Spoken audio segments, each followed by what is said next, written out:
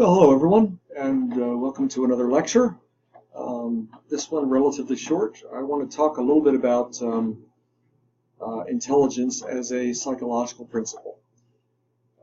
Intelligence obviously is something we have and something we differ on. We take that for granted, but studying it has been something that's been extremely complicated and controversial. And so just a few slides here to just lay down the basic idea here. We define intelligence as the mental quality consisting of the following things: the ability to learn from experience, solve problems, and use knowledge to adapt to new situations. So intelligence is that ephemeral quality of thinking and applying our thinking to real-world problems, and quite frankly, our ability to do that either poorly, moderately, or well. When we think about the various issues that pop up with intelligence, there are numerous of them. Is intelligence something specific, or is it a combination of things? Is it produced by genetics, nature, or is it produced by an enriched environment, or somehow both? Are there gender differences consistently that show up in intelligence? Are there ethnic or racial differences in intelligence? Where does creativity come in? How does emotion relate to intelligence? And finally, can we accurately assess it without being biased? That last question is a really complicated one, because the history of intelligence tests is not a pretty sight.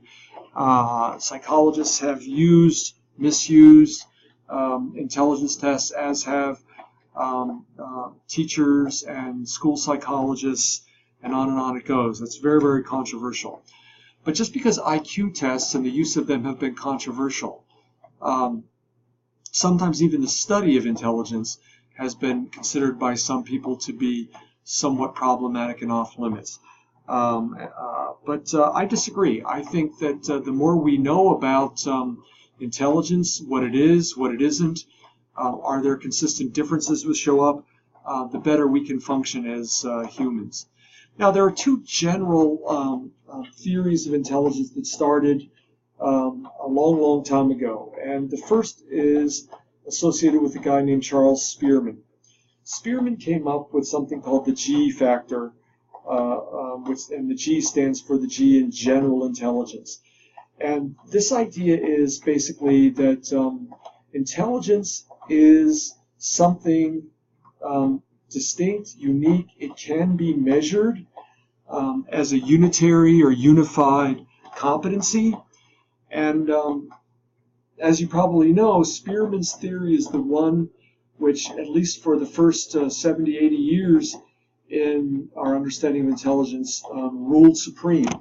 This is where the idea of an IQ test, one test that you take, and a number that you're given, 90, 100, 140, comes from. That you have this test, the Wechsler Intelligence Test or the Stanford-Binet IQ test, and you get one score, and that tells you how intelligent you are. And that's really the underlying theory behind IQ tests. So Spearman came up with this G factor. Now, there was just a very short time later, a year later or so, when Spearman was on the scene, another theory, and it didn't really gain popularity until a long time later. This was a theory that was come up with a guy named E.L. Thurston. And Thurston said, no, there is no G factor. There's no general intelligence. Thurston hypothesized that really intelligence is a cluster of abilities, and he came up with 7, and you see them in front of you. Word fluency, verbal comprehension, number, space, memory, perceptual speed, and reasoning. And so this was the kind of alternate idea, Thurston's idea as opposed to Spearman's, is that far from being a unitary G factor, Thurston said that intelligence rather is multiple. And these two theories really reigned supreme until the 1980s. And again, as I just said, the Spearman approach is the one which tended to rule. Now, in the 1980s, along comes a guy named Howard Gardner, and he was at Harvard University, and he didn't agree with Thurston's notion of 7 intelligences, because clearly even Thurston's 7 aspects of intelligence all focused on kind of cognitive abilities, but rather he came up with what he called 8 general intelligences. For Gardner, these were the 8. Linguistic intelligence, in other words, this is an intelligence that relates to words. Logical, mathematical intelligence, I don't think you need an explanation. Musical intelligence, for those of you that are musicians. Spatial intelligence, which would be very, very important in playing chess and being an artist and being an architect. What he called body kinesthetic intelligence, which would be someone that has a high ability to move their body in space, for instance, in dancing. Interpersonal intelligence, this is someone that understands and gets people. Intrapersonal intelligence, this would be an internal kind of understanding of oneself. And that picture is of Sir Francis Galton. I don't know why. And then naturalistic intelligence, and that's Charles Darwin. This would be kind of a science intelligence. Now, Gardner's theory took off, and many school systems and school districts used it and applied it, and it became widely popular. And in some ways, we can say that the idea of multiple intelligence has equaled, if not surpassed, at least these days in terms of acceptance, Spearman's notion of G factor. Those two compete. We do want to point out one other theory, Sternberg, Robert Sternberg, who is at Yale University. And I like his approach the best because in some ways Sternberg combined both Spearman and Thurston's idea.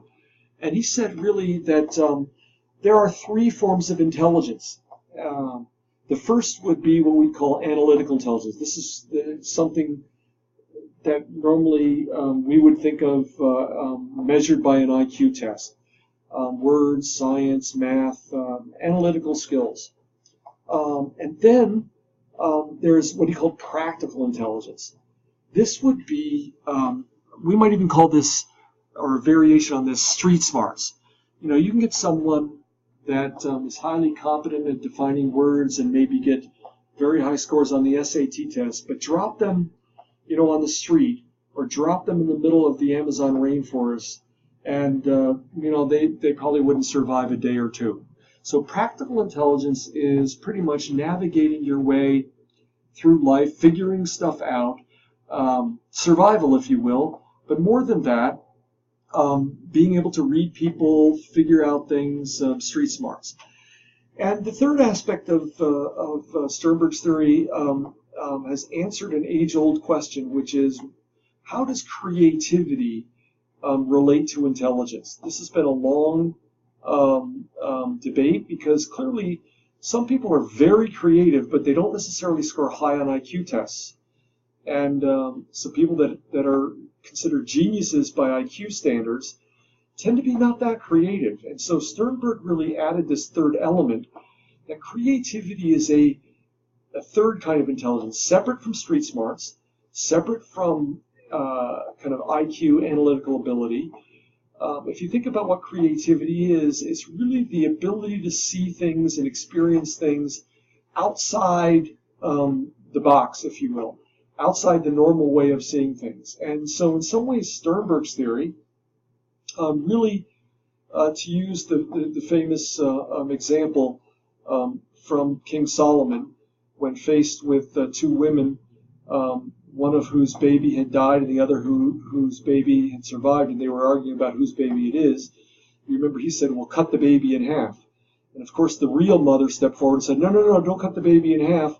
give it to her because she cared about her baby. So Sternberg cut the baby in three pieces, if you will. Not a very nice metaphor, sorry. And in some ways answered the question and unified. Yeah, intelligence is multiple. There are creative people that maybe don't have street smarts and don't score high on IQ tests. And indeed, there are people. There is such thing as a G factor. There is something which we can measure in terms of overall intelligence.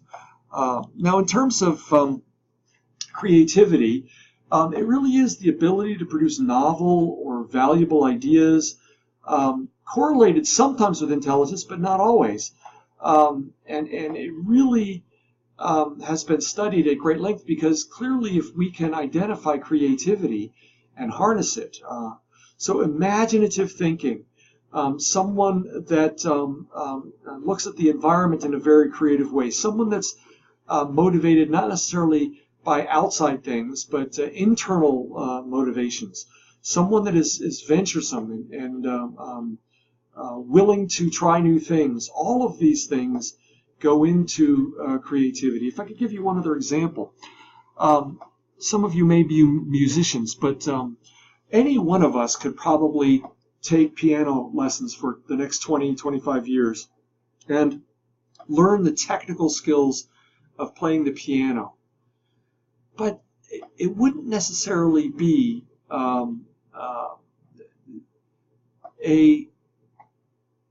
recipe for being a great performer, because great piano performers, people that they can sit down and play a beautiful piece of like a piano sonata, they have to bring creativity. They almost have to take what they've learned technically and put a twist on it, bend it, push it. In other words, interpret the piece of music in a way which is experienced as creative. So creativity and intelligence, while overlapping, as we have already said, are not the same thing. And lastly, we want to talk about emotional intelligence. Sternberg doesn't really have a capability for this, but for Sternberg, emotional intelligence would fall into the category of practical intelligence. And we would define emotional intelligence as the ability to be in tune with other people and get them and understand them and read them. So if you go back to Gardner's 8 intelligences, you may recall that he had intra and interpersonal intelligences. And so our understanding of emotional intelligence would be some combination of those. You're able to perceive what's going on in a situation, understand people's emotional state, manage your own, understand your own, use your emotions, channel them. Clearly, there's some very interesting research which shows that emotional intelligence is probably the most important of all the intelligences in terms of accurately predicting who will be successful and who will be a failure.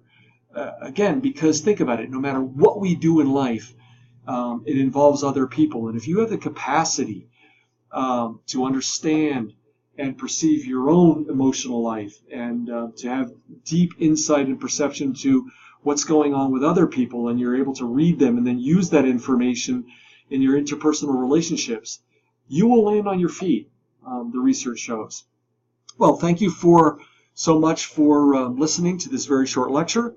I'm sure you're hoping that all of them could be this short, but I did want to just do a quick overview on our understanding of intelligence. Until next time, sayonara.